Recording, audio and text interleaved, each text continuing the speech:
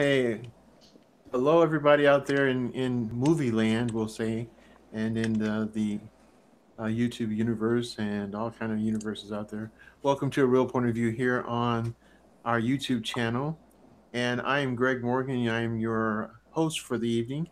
And for this episode of A Real Point of View, we discuss movies and talk about, different conceptual things that relate to movies, relate to the things that are going on in our society as well. But tonight we're going to go ahead and talk about one of the award shows that's creeping up on us around the corner that's coming on, I believe, the 8th of Seventh, this month, which is seventh, January 8th. And that's the seventh. Golden Globe. Oh, it's January 7th. Thank you, Karen. Appreciate that. On the 7th. And that's the Golden Globes. You know what? I'm simultaneously thinking about the college football national championship, which is actually on the 8th. So I apologize for that. Go Georgia. Ew. Go Georgia. Ew. Anyway, so joining me here, obviously, one person saying "ooh, ooh," is the movie maker herself, Miss Karen D. How you doing, Karen?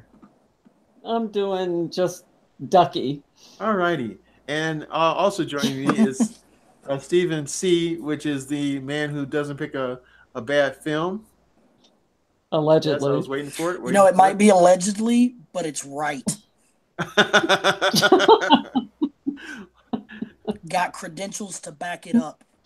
Oh, what? He's a legend in his own mind. Yeah. What credentials? This is not a jury room. Only place it matters. The court of public opinion. Coming up empty. I'm not. Greg will back me up.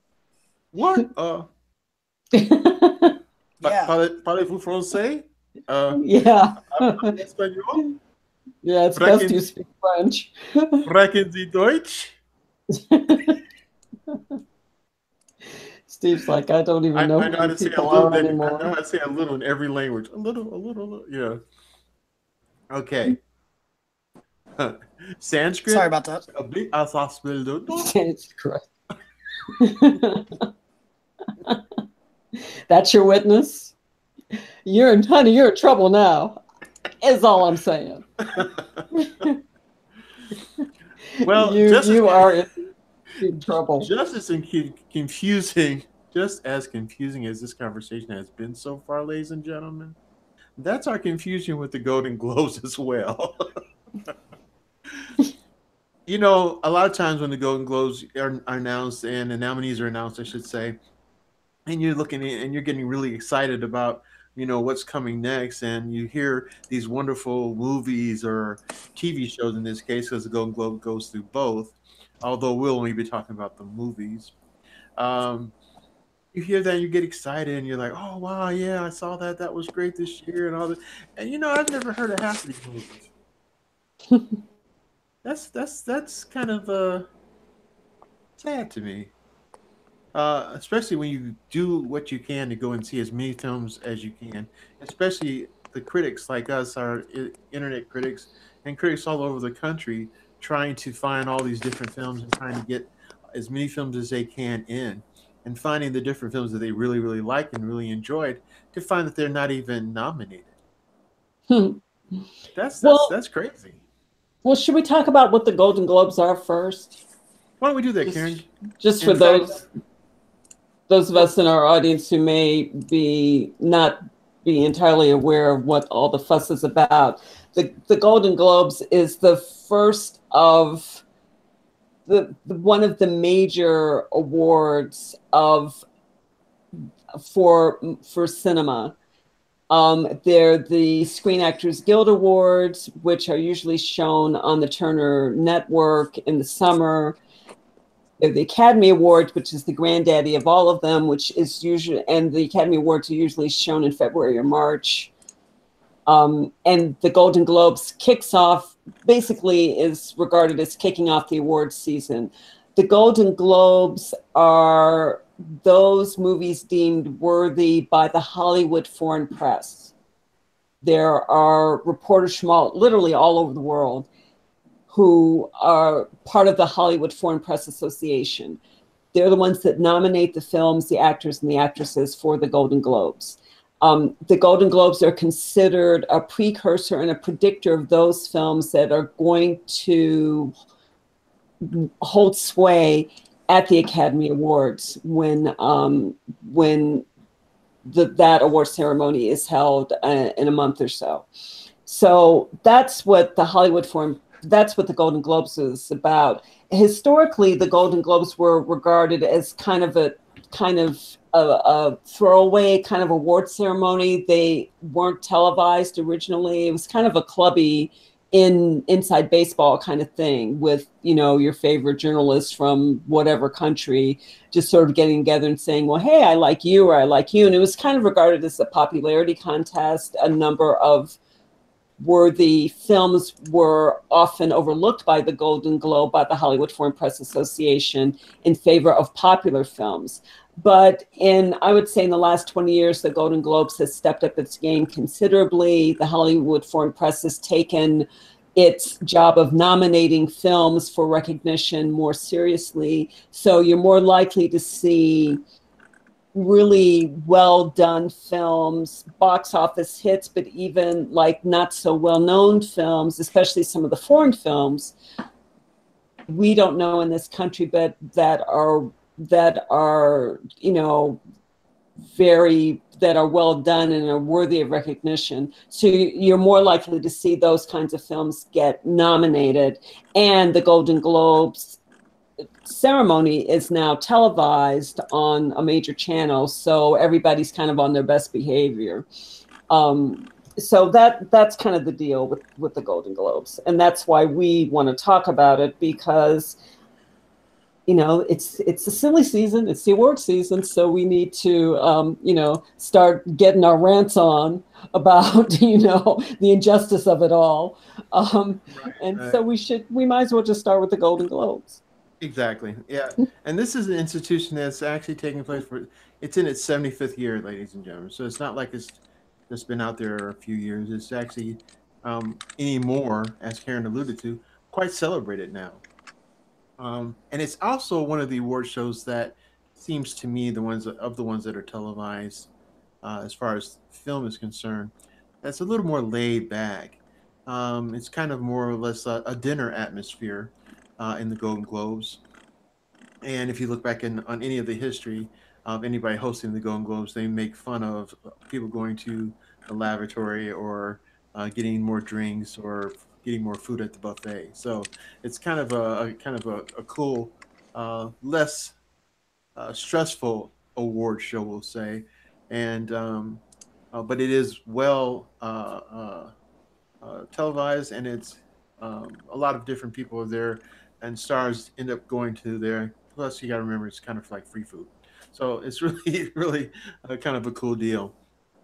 So let's I get to think it. they're behaving more formally these days because they know they're on national television. I think in the days before, when that award ceremony wasn't televised, people were very careless with language. They were very careless with the things they would say. There'd be, you know, a lot of wink, wink, nudge, nudge, off-color jokes and things like that. That kind of stuff is not happening anymore.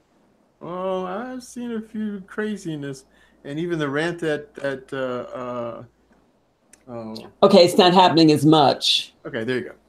There you go. Yeah. Because I've heard a few rants, not too recent past. But of the award shows, in my opinion, it's one of the more fun ones to watch, because people's reactions seem to be even that much more genuine at this award show than it does at some of the other award shows. So, um, with that being said,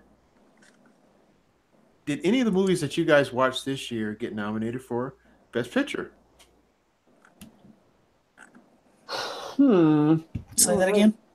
Did any of the nominees for Best Picture this year for the Golden Globes, did any of the pictures that or movies that you guys saw this year, did any of them get nominated for Best Picture? No, not any movies that I saw Yeah. were nominated, but just because I didn't really sit down and watch very many movies for the year. but the first three on the list of best motion picture drama are ones that I expected to be on it. Okay, I which three are expect those? I expected Dunkirk, I expected The Post, and I expected The Shape of Water.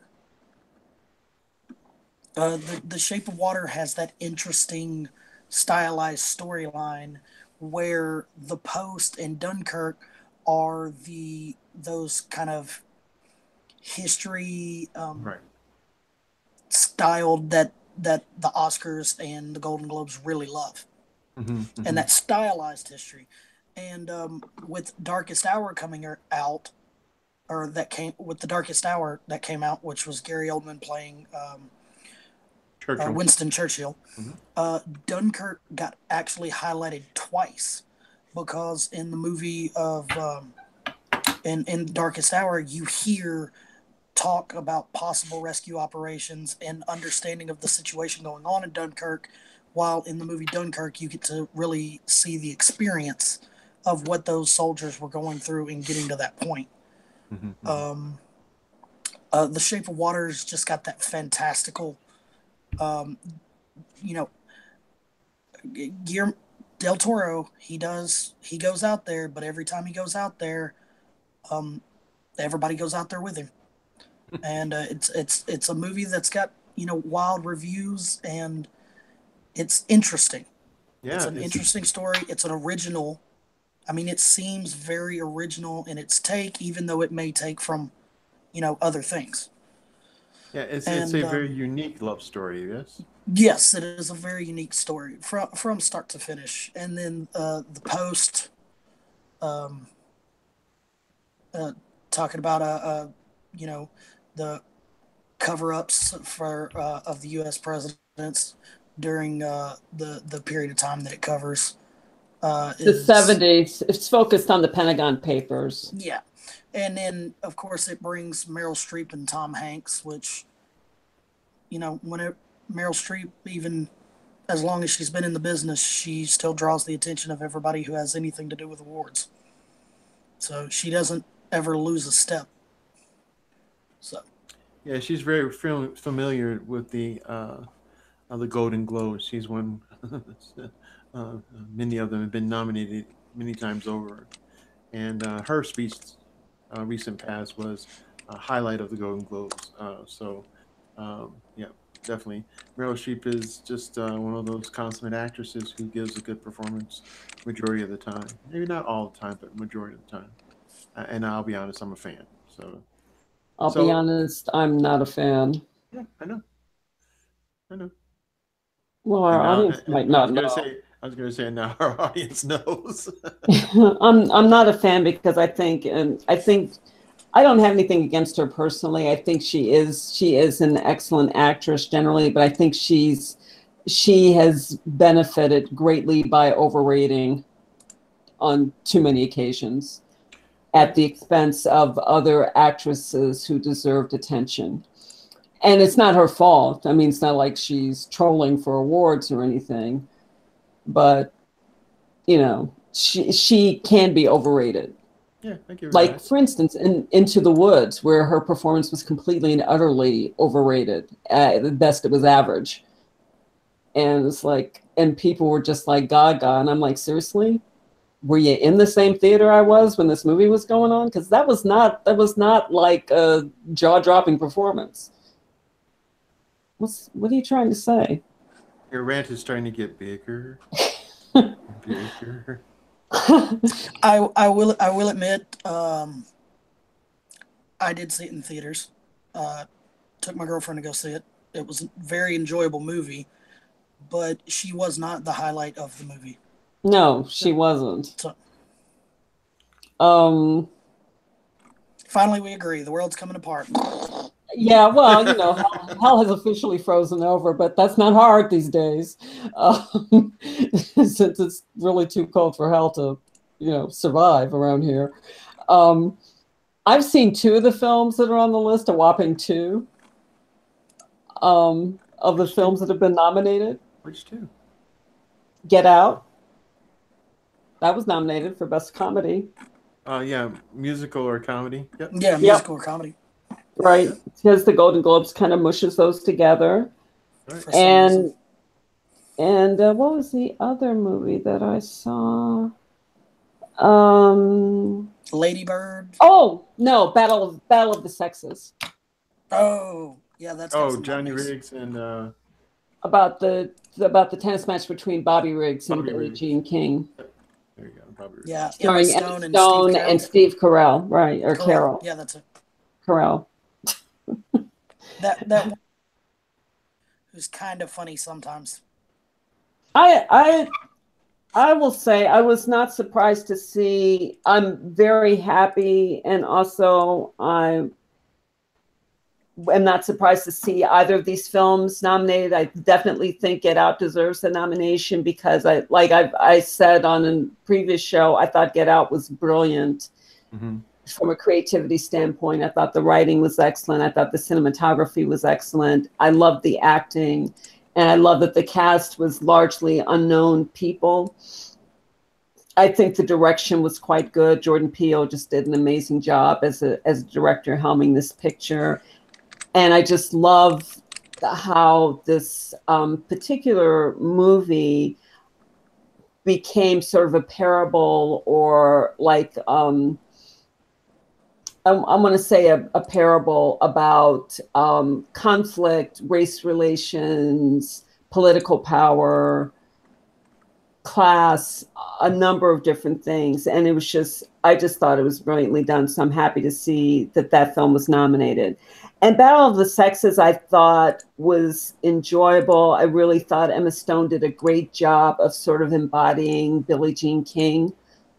And Steve Carell was really good as Bobby Riggs. I mean, I don't know if what he did was an impersonation of Bobby Riggs. I mean, I kind of remember, I'm probably dating myself here, but I remember that. I remember the hullabaloo over that match. I mean, I was a kid, but I still remember it.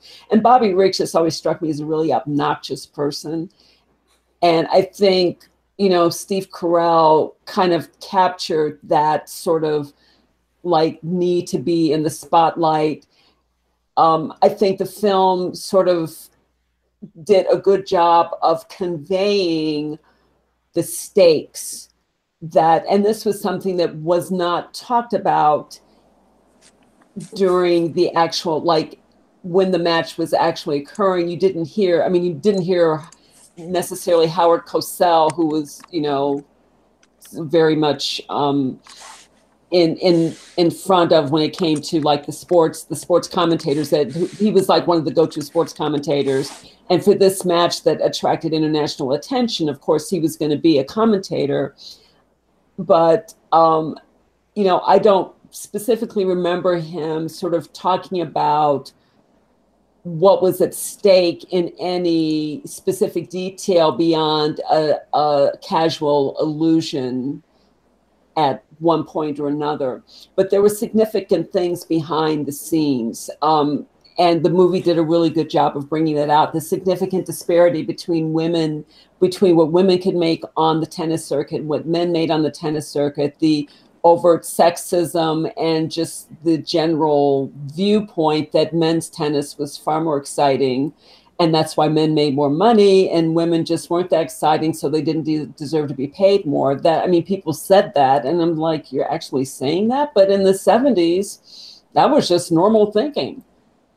So I think, there was this sort of rivalry between Billie Jean King and Margaret.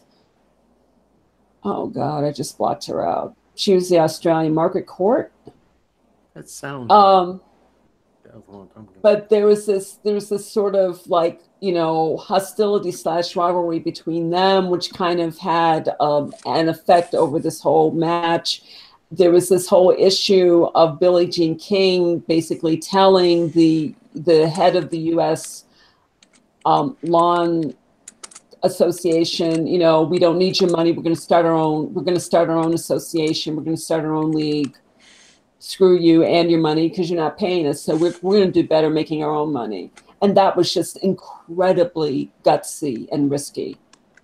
So the movie did, I thought, a good job of bringing that kind of stuff out. And I guess, I mean, it's in the comedy category, but to me, I mean, there wasn't that much comedy. I guess it wasn't a heavy drama the way Dunkirk might be. And Right. I guess nobody died, I guess. I guess that So, I guess that term melodrama is where they put a lot of the films that had maybe 60-40 or 70-30 kind of feels to them. Because mhm, even I don't agree necessarily that um, Get Out is a comedy either or musical, but it did have a whimsy about it. And right. I think this category probably should even be renamed melodramatic films, because that encompasses both that humoristic element as well as the drama and or thrill in, for example, in that movie. Um, I Tanya, I don't think that's funny, especially because of the subject matter, which is basically sabotage in that film. However, the quirkiness of it lands it here so that it can be nominated. So um, this is one of those categories, or I should say, yeah, one of those categories where you're putting the other films that wouldn't be able to be nominated for Best Picture, in drama. So it's kind of that secondary motif, even though not taking away, of course, from the movies themselves, but that bizarre kind of category, really. So I too um, had some film. I have not seen the post, but was looking forward to it. I've only seen part of Dunkirk, but the parts that I saw were hard to watch because of the sad essence of this being a true story, and to see how people suffered just trying to quote unquote defend their country. It was a little hard for me early on in that film, and it was just sad, I think, for me. But The Shape of Water, um, I found that to be a pretty interesting movie, and I enjoyed that. Um, Oh, so you did see it. yeah, and Get Out, I also saw that as well, and I did enjoy it, but I guess for me, I thought it was a little predictable, and so that kind of took some of it away from me as far as being such a superior film. But I did enjoy it. And it did at certain points make me laugh. So this is probably a good place for it for the most part. Um, but my thing was more the films that I thought would be there, should be there, didn't make it. But when it goes to the individual awards for performance, some of the stars that were in the films that I thought should have been there actually made it to at least those categories. And a good example here was Ansel Elgort. I'm not sorry, I know I'm killing his name. Ansel Elgort, who is And the so main, Elgort. thank you, who's the main character in Baby Driver. I love that movie. I thought that was a whimsy movie, maybe would be great in that musical and comedy category. Not just the acting and the storyline, but I enjoy the music too. So for me, I thought that should have actually been nominated as a film, at least in the best film for musical and comedy. Um, and then also too, a movie that didn't get nominated, but maybe not so much the movie, but I thought it was a very good movie in its scope. And again, another one of those tearjerker type films. And I'm surprised and happily surprised to see that Mary J. Blige is actually nominated for uh, actress in a supporting role in a motion picture for the movie Mudbound. Um, Yeah, very happy to see that. it is a wonderful film in the sense of the essence of what the film is about. Um, Two people from different sides of the track coming back from World War II, and this post traumatic type feeling and lifestyle that they're going through, which wasn't something that was diagnosed and or even treated during World War II. Um, and yet these guys having to come into a very racial situation, in a negative situation, um, yet somehow find oof, I'm not saying that right. A bond. There we go. BOND. A bond that helps throughout this film and gives you a sense that, if two people can come together and show some humanity, why can't the rest of the world? Um, but Mary J. Blige in this film, playing the mother of the uh, uh, tank uh, serviceman, army serviceman who was on one of the tanks. Um, she does a superb job. So I think her being there is rightfully so. Hmm. Interesting. I'm seeing like like The Post, oh, what was that other movie? Shape of Water. They've got evidently they're feeling really good about both of these movies because there's a lot of best actor, best actress, supporting actress, supporting Mm-hmm. actor Yep. that are really taking over for those movies. Yeah, it's a good film. And then Call Me by Your Name. Yeah, I haven't. I'm not I familiar haven't with even this heard film. of this movie. I'm not familiar with this film at I've heard of all. the movie. I don't think it's gotten into wide release, frankly. Or if it did, it happened a while back. But it's basically kind of a coming of age film and a Is it? love story set in Italy. Yeah, Did it's they kind of Yeah, did they kind of go for a Moonlight? kind of Moonlight. Yeah, because yeah, it's about a love story between two like a young guy an older and guy. an older guy. Yes. Yep, yep. Okay. Writer.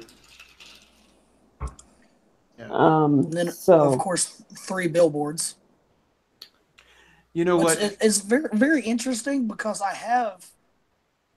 like I have it's like heard of this or read something about this. The mother buying three billboards Right. I to thought it was based on a true story. that's what I I think thought it it was is. too. Oh, it is. I believe it is. Yeah. Yeah. Well, There's two that's films that have been nominated here that I did not see, but people I know have seen and raved about. One of them was the greatest, the greatest showman, um, with Hugh Hugh Jackman. Jackman, yes. and this film, Three Three Billboards. Billboards, and they're saying that these films are just wonderful. So I sadly haven't seen them yet, but look forward to seeing them. But Hugh Well, Jackman has always shown that he has that ability to sing, dance, and Mm-hmm. beat up people with his claws and as a mutant in he's definitely a triple Brain. threat. Yeah, He's a definitely. triple threat. And so I hear he does a wonderful job in this film. Here's something that I've noticed. I mean, Molly's Game is a movie that has gotten, that's being released now, that's in the theaters now. It's another movie based on a true story about an Olympic skier who runs like this very high stakes poker game. And Idris Elba plays the detective who is kind of whose the suspicions are aroused by what's going on. Jessica Chastain plays the Olympic skier, and I can't remember the name of the actual woman that the story is based on. But Aaron Sorkin directed and wrote the screenplay. So when the motion pictures nominations for drama come out, Molly's Game is missing. It's not there. However, Jessica Chastain gets nominated for Best Performance by an Actress in a Motion Picture. Mm-hmm. Then you get to Best Director of a Motion Picture, just generally. And the Golden Globes have these weird sort of inconsistencies in between categories because you have Best Picture, musical comedy or drama, which why are you talking about musical comedies or musicals or comedies? Then you have Best Picture drama, But then in the Best Director category, you just have Best Director Motion Picture, and it doesn't matter, apparently, if it's a drama or a comedy. Right. But for the Best Director, the people who are nominated are Guillermo del Toro for The Shape of Water, Martin McDonagh for Three Billboards, Christopher Nolan for Dunkirk, Ridley Scott for All the Money in the World, and Steven Spielberg for The Post. So Aaron Sorkin is missing in the Best Director category. However, he shows up in Best Screenplay for Motion Picture for Molly's Game. Right. So it's like, well, that's interesting. So you've got this amazing actress, and you've got this amazing screenplay, but the direction apparently just didn't rise to the level, and neither did the picture. And where was Idris Elba? It's like Idris Elba doesn't even get a mention here, really. I know. Okay, it's crazy. Everybody's probably still knocking him for Dark Tower. No, they might also be continuing to knock him for that mountain movie. That like, is true. please eat them or save them. Pick one and make it, just be done with it, okay? Because you're driving me crazy. And I'm a fan, and I still was saying that. And then going back to Mudbound. And I was actually hoping for the eat them. Going back to Mudbound being such a wonderful film, and Mary J. Blige's nomination there. And here's Mudbound again in the with the original song for motion picture called Mighty River. So, there's a lot of around the clock, over the bridge and through the woods kind of deals going on here in the Golden Globes. But I guess at some point in my mind, I guess that's a cool thing, because it's really going to be interesting once we get to the Academy Awards. Well, and you see see what survives here. Also, Well, one thing about Mary J. Blige picks up a nomination for Best Song because she was a co-writer of that song, Sweet. Mighty River. Yeah. Yeah, see, that's it. So she may get something. if lucky. I was gonna say the one thing about the Oscars when it comes to Best Picture, they always have more than just 5.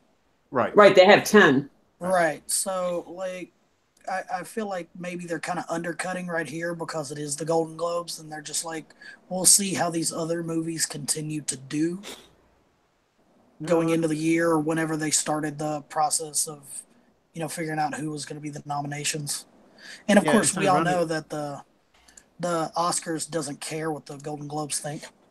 Right. They don't, except that they kind of mimic. I mean, to me, I guess they do. I think the Oscars do care, because I think the Golden Globes has been, I think these days, rightfully sort of cited as a predictor of what the nominees for Best Picture are. And if you look at the Best Motion Picture Drama and the Best Motion Picture Musical or Comedy categories, you've got 10 films.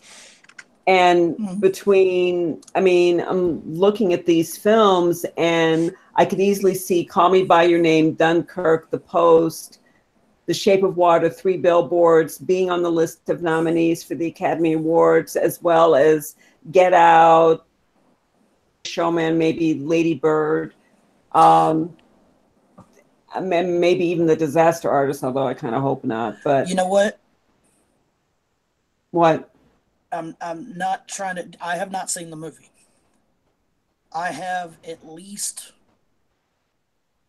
roughly 7 people that have gone to see The Disaster Artist and have loved every second of it, because it's not a James Franco movie. I thought James Franco starred in it. I know, but it's not a James Franco movie. It's not his traditional style of movie.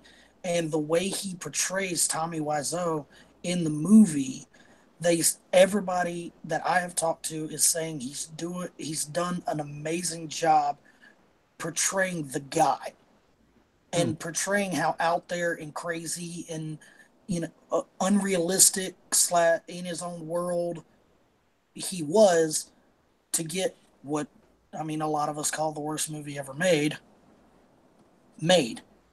And how he did so many different things his way. And again, it's the conversation we had last time talking about the disaster artist and talking about Tommy Wiseau.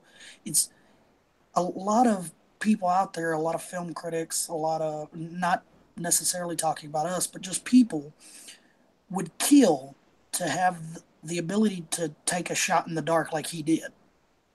Hmm. And he still made his movie a reality, and that movie is actually getting more traction than it's ever gotten before today. It is shown in film schools today, even though it's like, hey, this is not how you make a movie. It is gathering a cult following, as you know, the best cult movies are generally bad movies. And it is getting an insane cult following. And I feel this movie came out at the perfect time because people are more accepting of those styles of movies now, even though they were what they were. And that was just generally a bad film with terrible acting and a horrible story. I mean, kind of reminds me of Ed Wood. Yeah. Mm-hmm.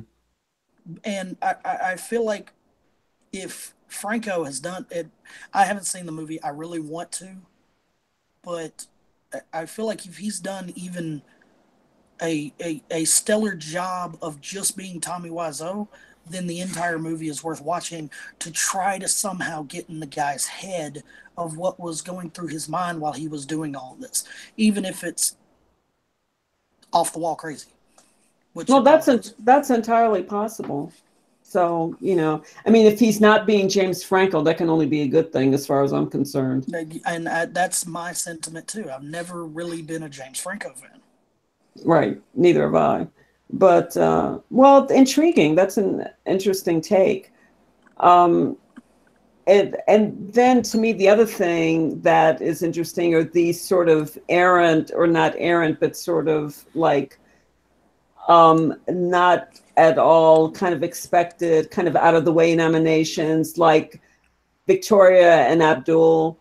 That's a very much an art house movie, but Judi Dench, I guess because it's the decree, whenever Judi Dench appears in a movie, she shall be nominated.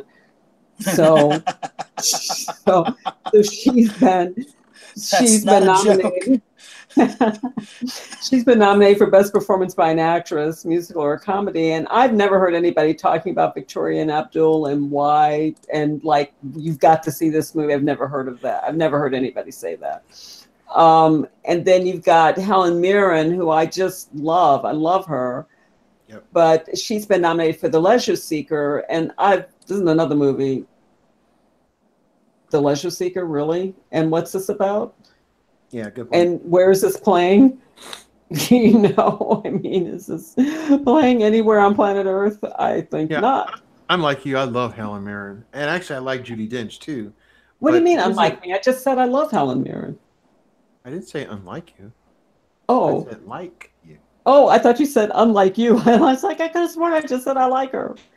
No, like you, Karen. I'm not Steve.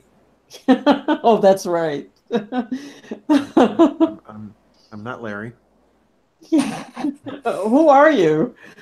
I'm the real movie Who guy. is this? I'm the real movie guy. You're the real movie guy. And, allegedly. Allegedly. No, it actually says it right there, brother. But there's a credential right in front of you. No, wow. I'm just kidding. But well, I guess if it's on the internet, it's got to be true. Well, that's what they told me when I was growing up. That told me too. And I'm trying to make it a reality. Well, here's something else I want to mention. Excuse me. And, you know, just because we're allowed to have opinions about things of which we know absolutely nothing. I love that about this show. The animated category, Best Motion Picture Animated. Apparently, there's quite the little, you know, Sandlot fight shaping up there, because you've got movies, you've got Disney versus you've got Disney in the guise of Pixar versus DreamWorks versus but basically those two kind of Goliaths going at each other. And you've got a nomination for a movie that I never thought would be nominated, which is The Boss Baby. Yeah, it's That's interesting yeah. because I agree with you. It's kind of funny to me. I saw the Boss Baby about a week ago, Mm-hmm. and although quirky and relatively whimsical, it wasn't a great movie, but it was good. It It didn't was strike fun. me as a great movie. It struck me as typical kind of like box office. Let's get, stars in here to voice these characters fodder so that we can make some money. This struck me as this is a sure money maker type of cartoon, which is why, or animate. No, they're not cartoons anymore. They're animated motion pictures. But so it's like, well, it's so blatantly, let's just go for the money.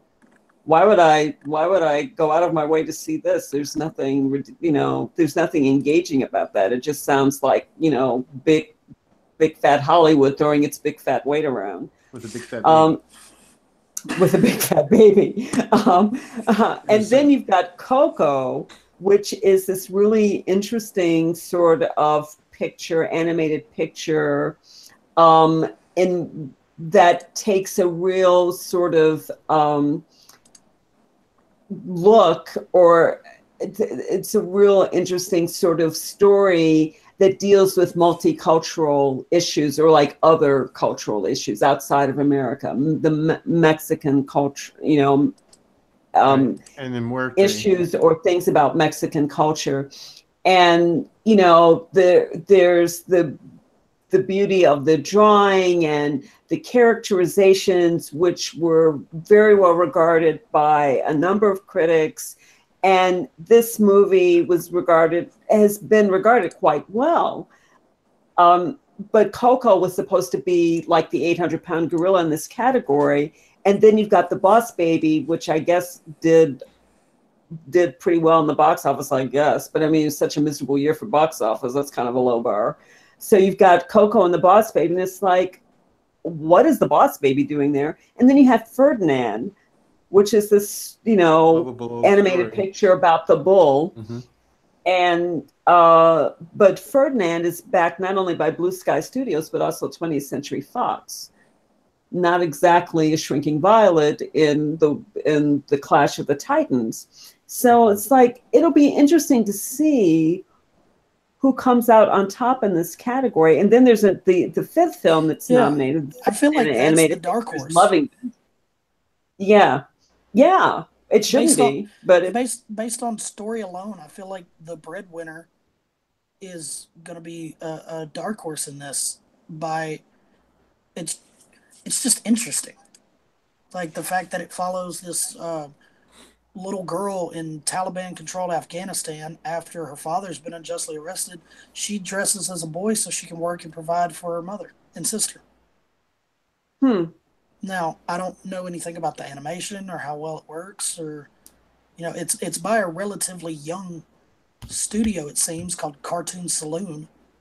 Mm-hmm. That doesn't really have much to its name, but it's executive produced by Mimi Polk and Angelina Jolie. Mm-hmm. So it's based on a best-selling novel too. So I mean, I feel like Coco's kind of the undisputed champ in this category. Oh, I missed some of what you were saying there. Oh, no, there was a dropout there. No, I was just saying about the breadwinner. Angelina Jolie's an executive producer on it. The story seems like it's got the makings of, a true, award winner with, did you hear what I was talking about, her story? Just that the lead character dresses as a boy to get work so that she can provide for her mother. Right. That's because her father's been arrested because her father was arrested. Yeah. Right. In Taliban-controlled Afghanistan. Right. So I feel like it's got the story to back it up, but it's by a relatively young company. So I don't know. So this is animation the black horse wise, in the category that you think I So you feel like think this is the this is the one that could surprise be a winner. But then you've got Loving Vincent, which is another dark horse. And it's about Van Gogh? it's about a young man who comes to the last hometown of painter Vincent van Gogh to deliver a final letter from Vincent van Gogh, and he ends up investigating what happens during Vincent van Gogh's final days. And we know that Vincent van Gogh committed suicide. I mean, after a turbulent life, but he was, you know, he was also a brilliant artist. But that's kind of, I mean, to me, that's an interesting subject for, I don't know, a cartoon slash, I mean, oops, animated picture. Um, I mean, it's like, I mean, that's not the kind of thing I'm going to grab like the 5-year-old and say, hey, let's go see Loving Vincent. This will be awesome. No, dark adult material. Why are we animating this? Well, you know what's funny about animation in general? Many of the animated films that are out there, they have to have some essence that's going to be relatively relatable to the parents or an adult because, let's be honest, a lot of these films are more geared toward that as opposed to the kids because you've got to have parents who are willing to take the kids to see it and be able to pay attention long enough and not, pull a kid out after 5 or 10 minutes and say, "Oh, this is horrible" or whatever. So these are geared toward that, and so these are adult films, technically, in my opinion. Oh, Even they though, very, I think, take the technically off. They're adult films. yeah, they are, and so um, that's probably why it just says best motion picture animated and doesn't say children's film. so, so yeah, and very sophisticated in nature. So I don't know. I've only seen one of the films and seen a few trailers of the others. But I didn't think the Boss Baby was strong enough to be in this category. So we'll see. I think that was a total just, you know, suck up to 20th century Fox and DreamWorks, and the Boss Baby does not belong in this category. Yeah. But they didn't 1-800 ask Karen, so that's why it's there. Dang it, they should have. It was a free call. It was. It was. It was totally a free call. But here's something. Here's some other outliers that have shown up. Thank you, Hollywood Foreign Press Association. Denzel Washington gets a nomination as Best Actor for Roman J. Israel Esquire. Has anybody seen that? I've seen a lot of trailers for it. I've Um, seen it I've seen the occasional trailer, but this looks like a really weird movie, yep. and it looks. I mean, just off the top of my head, it looks like a movie that's not going to reflect like dynamite execution, like this weird idea. And if it was executed perfectly, it would be brilliant. But it's not going to be executed perfectly. So you're going to have like this weird movie. But in spite of that, you have Denzel Washington sort of giving this performance as this lawyer, and this might even be based on a true story, actually. Um, where he does this really interesting characterization, which I guess is noteworthy or Golden Globe noteworthy simply because this isn't the type of character he's played before. Mm-hmm. And generally, he doesn't play wacky, bizarro characters unless they're violent, like in Training Day. But even then, he wasn't wacky. It wasn't like, wow, this is a fun guy to hang around. He was just like your worst nightmare. Mm-hmm. So he's either your worst nightmare or he's like the hero, but there's not a lot of gray area in between. So with this character, there's some gray area because the guy's like Roman J. Israel is so bizarro. He's probably not that likable. Right. But he does what he does to, I think he's sort of crusading for justice. Well, he's got a sordid past. That's part of it. So He's a driven, idealistic defense attorney who finds himself in he's a criminal defense attorney. So he ends up in some kind of crisis, and Colin Farrell is opposite him as a co-star, and he recruits Roman J. Israel to his film. So it's like, okay. I love Colin Farrell, and certainly love Denzel. So, you know, it might be worth it just to see their performances, but I don't know that the film itself is going to be like you're going to be glad you were at the film. You might be glad you see their performances, but it's like, if you could separate their performances from the film, you might be just as happy. I don't know. Okay. Does normally the Golden Globes or the Oscars, accept movies that technically would be considered a bomb? A bomb? I think the Golden Globes are more likely to do that than the Oscars. Because the budget for the movie was $22 million and the box office was 11. Wow. Wow. Okay. Well, that had to hurt. That had to hurt. I'm glad I wasn't an investor in that movie. Like I said, that hurt me, and I didn't have nothing to do with it. I know. I think Denzel can afford it, but I don't know that for sure.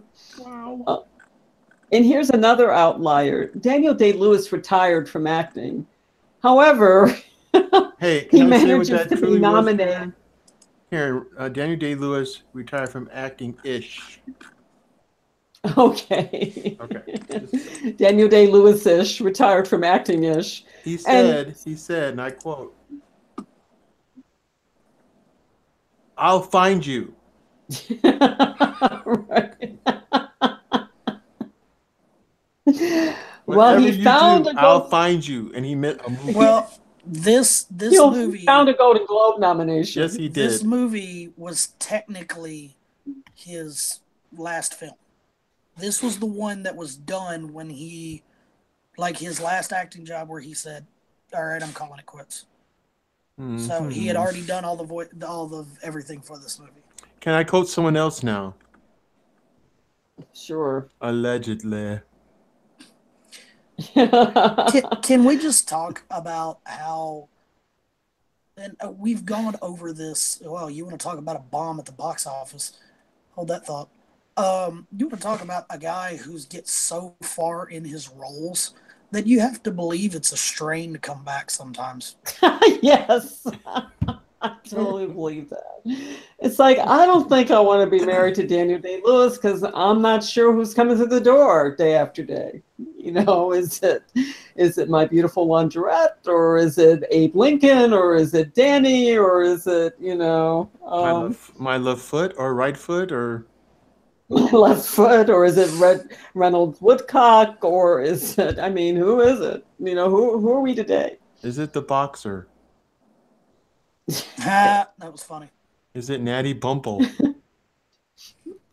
Hawkeye from Last of the Mohicans, Natty Bumpel. I know. It's just I just don't know, and the suspense would be killing me every day. Again, with box office bombs, a budget of $35 million, a box office of $531,000, $531,000. Maybe Daniel Day-Lewis was asked to retire after this movie.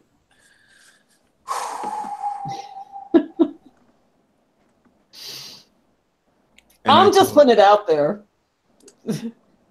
I'll find you. You need to say that with a British accent. I mean, literally, the last movie he did was Lincoln, and its budget was 65, and the box office was 65 million, and the box office was 275 million. Yeah. Well, a lot of people like Abe Lincoln. But Daniel Day-Lewis, to be honest, he's one of my favorite actors. I do like the man. And in this movie, I've seen 2 or 3 trailers for this film, and it looks really intense. But, I don't know. Is Daniel Day-Lewis ever not intense? Well, yes. I've seen Gangs of New York. He was There intense Will in Be He was Blood. intense in Gangs of New And York. Lincoln. He is intense, period. Oh, Last Mohicans, he's intense.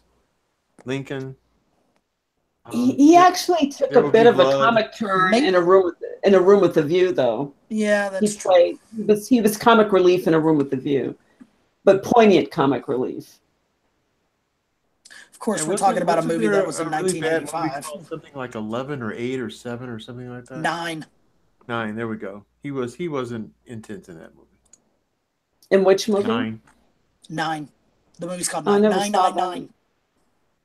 And then he was in the Martin Scorsese's movie about turn of the century manners with Michelle Pfeiffer and Winona Ryder. Kind of a period piece kind of thing. Yeah, the period piece. What was the name of that? I think it was called Not Rememberable. That's not what it was called. Sorry. Are we sure that's not what it was called? Oops. What was that movie called? I don't know. I'm trying to look it up right now. I'm looking it up too. The Crucible? No. Did you say Although Winona? Daniel Day-Lewis was in that movie. Yeah. With This Winona was Ryder. Quoting. Quoting. not that movie with Winona Ryder. This was not Hugo. Quoting Gary Oldman. I don't care how you do it. You must sink the Bismarck. Really? It was The Age of Innocence. That's the movie. The Age of the Innocence. From 1993. The song from 1973. Age of the Innocence. That song was nowhere near that movie, but okay. Anyway, The Age of Innocence, that was the movie I was talking about. And then he follows that up with In the Name of the Father, which just intense. Yeah, intense so again. intense. Maybe Daniel Day-Lewis needs to be intense. Even in moments in the movie Lincoln, he was intense. I thought he was intense throughout the entire movie. Yeah, you're right. But He was so intense he just had needs to to be retire intense. because he couldn't do it anymore. He just needs to be intense, and he can't do it. Yep, that's it. Right. I mean, from what I understand, he was in character most, if not all, of the time that he was on set. Like whether the camera stopped rolling, they're like cut, and he was still Abe Lincoln, and I think he's famous for just refusing to address anybody out of character. So when he's in character the entire time. On days, off days. If he's in character as Bill the Butcher from Gangs of New York, I'm not going to be on set after they say cut, because that means he can walk off set and put hands on anyone. Well, yeah, a lot of those people haven't been scares me. since They that said movie. cut, but he kept going anyway. A lot of those people haven't been seen since that movie. Cutting many people. I'm just saying. William Cutting. Right. Well, there you go. I'm just saying. They said cut. He said, "I am." This I'll bloke teach over you to here. speak English with this knife. I'm cutting this guy right here, over here. I don't want to do it. Leave me alone. So anyway, I'm almost done. I wanted to mention a couple of these outlier, just sort of curiosities. And I think the other thing that bears mentioning is just, these nominations for Best Foreign Language Movie, because this is the category that's going to get attention in a way that the Oscars never gets around to doing. I mean, in my opinion, the Oscars, the foreign language movies are kind of an also ran. They're sort of an afterthought. But for the Hollywood Foreign Press, they're very much like a reason for being. So these pictures will get a lot of attention. Mm-hmm. So it'll be interesting to see what happens there. One of those films that's trending off the foreign language film list is a movie called First They Killed My Father. Hmm. I've been seeing that popping up and trending a lot lately, so I'm kind of curious how that's going to do. And I've seen some trailers. Again, this is a pretty hard to watch film, I think, just from the trailers. So, Made in um, Cambodia, yep, and Netflix is one of the producers. yep. And Netflix itself. I'll be honest with you. I'm a big fan of Netflix Studios and Netflix. Pretty much everything seems like lately. I found some real gems on Netflix, so I don't think this will be any less than that. Well, Mudbound came from Netflix. Yep, it did, and I truly enjoyed that film. Although it saddened me a little bit, it still was a. Well, don't say too much. Oh, sorry, spoiler alert. Spoiler. Spoiler Uh, alert. hey, let's just say it's a good movie. Okay. Alrighty, but then there's the mud. Whatever. There will be mud. There No, will be I'm mud. sorry. The one thing about this movie that was perfect, Mudbound, yes, because if this is a spoiler alert, I'm sorry.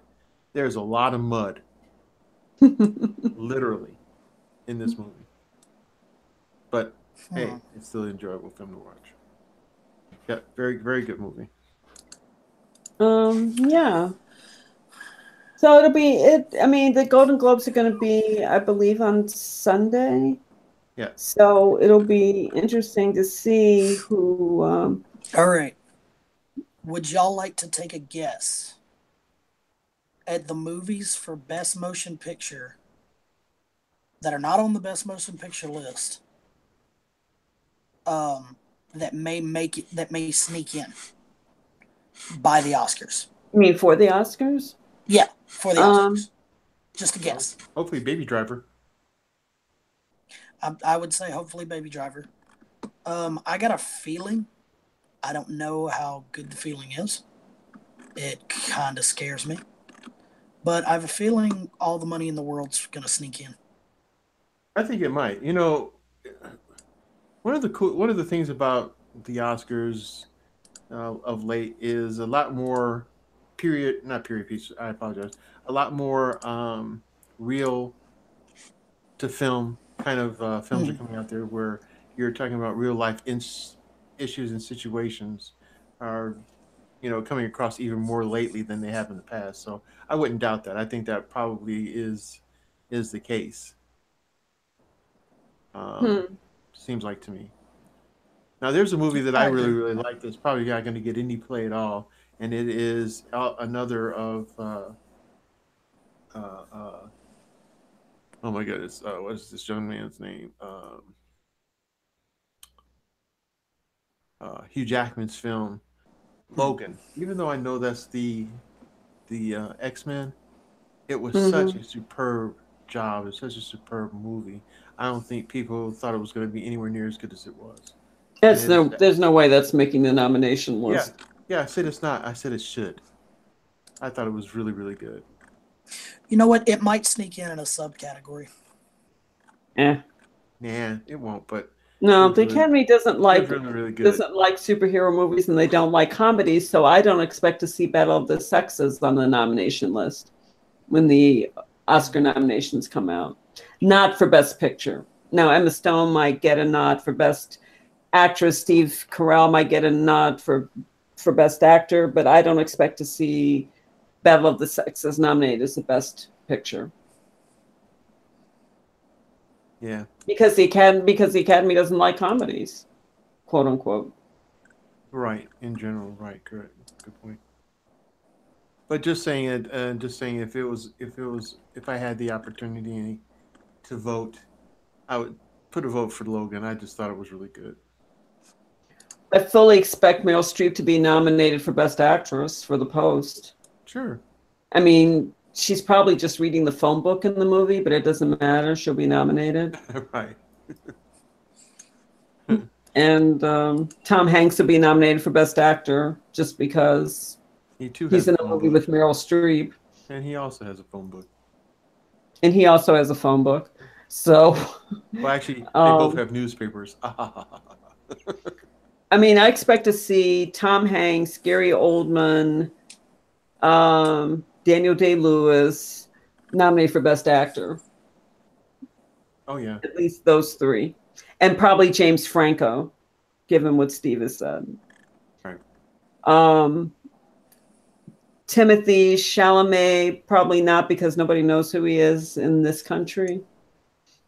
Denzel Washington, probably not, because Roman J. Israel Esquire didn't do well enough for the box office, so I don't expect. And he's already won his Academy Awards. I don't think there's going to be Finally. any press right. I don't think there's going to be any press. I mean, he should have won for Fences. He should have won Best Director and Best Actor for Fences. He didn't win there, but he did get an Academy Award. So I don't think the Academy is going to be pressed to award him yet again, because it's not like he's Meryl Streep. Right. So, I mean, who is really? Well, apparently just Meryl Streep is Meryl Streep. You think? So I think Jessica Chastain could very well be nominated for Molly's Game. And Frances McDormand will definitely be nominated for 3 Billboards. Michelle Williams might very well be nominated for All the Money in the World, because she's kind of like one of those actresses, especially after last year when she did such a good job in Manchester by the Sea. Mm-hmm. And she didn't win. So I think she'll definitely be nominated for All the Money in the World. And I think Christopher Plummer will also be nominated for All the Money in the World, just because he's older. I think he's close to 80, if not in his 80s. And I don't think the Academy wants him to pass from this role without them at least having recognized his artistry. So I expect to see him on that list. Okay. That makes sense. Definitely makes sense. But a stellar actor, nevertheless. Oh, I love Christopher Plummer. I think he's awesome. Yep, me too.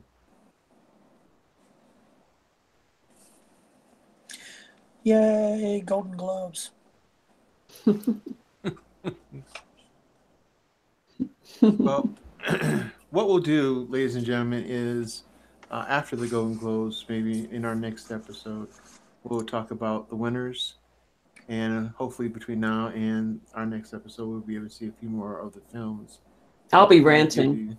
Truly give you a better perspective. There will be rants. Some of those films. There will be K rants. There'll be Gregor rants. There'll be Steve rants. There will be rants. There will be. There probably won't be a Steve rant. No, I think there will be. No, at the Oscars there might be a Steve rant. Oh, you're just holding back, is what you're saying. There was a Steve rant at last year's Oscars. I know there was a Kara rant. The K rant. Yeah. How do you mess that up? Like, holy Moses. Yeah, no kidding. That was crazy, wasn't it? That was yeah. That was just embarrassing. That was really embarrassing, and the fact that they let that out, like, I don't even. Yeah, the fact that they let that happen. Yeah. Well, you can't stop it. It's like trying to watch a train, trying to stop a train wreck. It's live television. What are you going to do? Yeah, I do not know very many people that can go, oh, steam engine, I got it. Right. Which is why I'm pretty sure there's going to be a different accounting firm doing the counting of the ballots for this year. Oh, yeah. And I'd like to announce the accounting firm of, oh, wait a minute. Yeah. Right. Not PricewaterhouseCoopers. We don't even know who they are anymore. I think we have. I got to tell you, sure, Steve Harvey is not hosting the. It's not hosting the Oscars this year. Mm-hmm. I wonder why.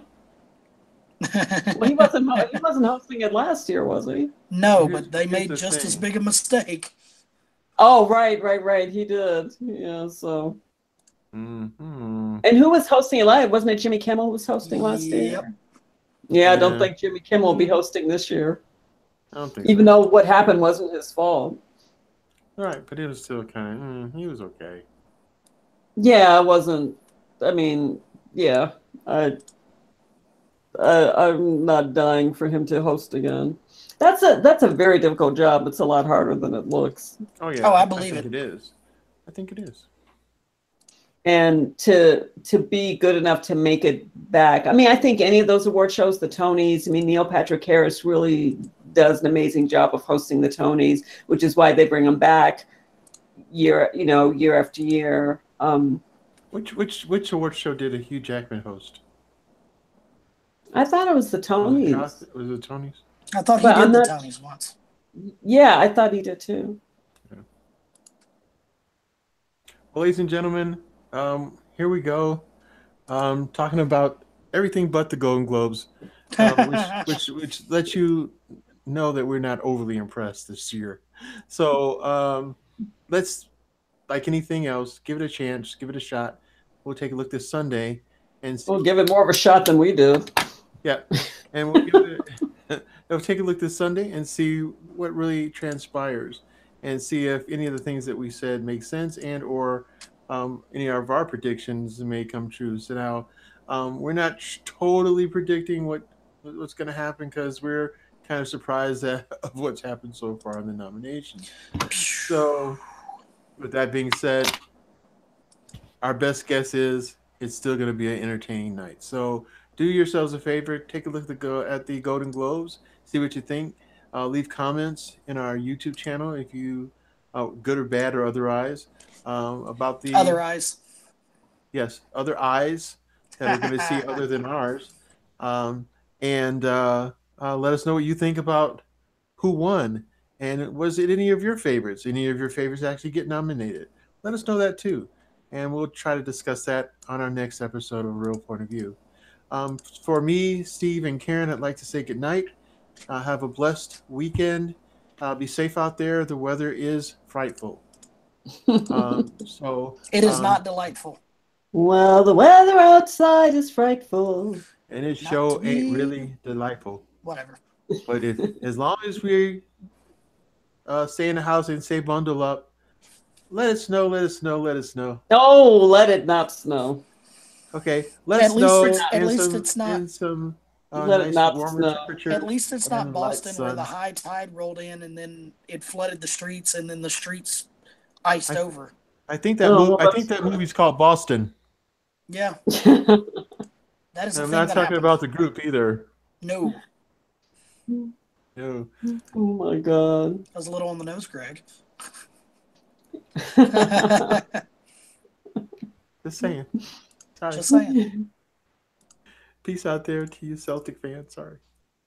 All right. Peace, love, Well, and hair grease.